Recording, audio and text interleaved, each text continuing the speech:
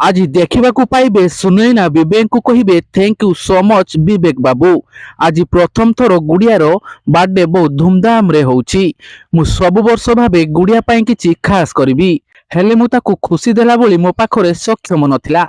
तापरे विवेक बाबू कहे अरे गुड़िया आम झियो, खुशी तमे दियो कि मु दिए, सी आम अंशर, तमे खुशी दियो कि मु दिए से गोटे कथा ना। तापरे समस्ते मिसी गुड़ियार बर्थडे सेलिब्रेशन करती।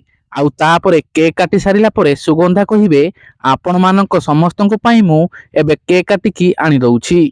एमिति कहि से बर्थडे केक को काटिबाकू नै जिवे, आउ सेतिरे विष मिसाई देबे। आउ कहूथबे सुनैना मु तते आजी ए केक खुआई की रहिबी, आउ से केक को सुनैना पाखकू नै जिवे।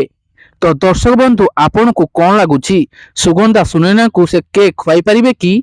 आमको कमेंट करी निश्चय जणांतु।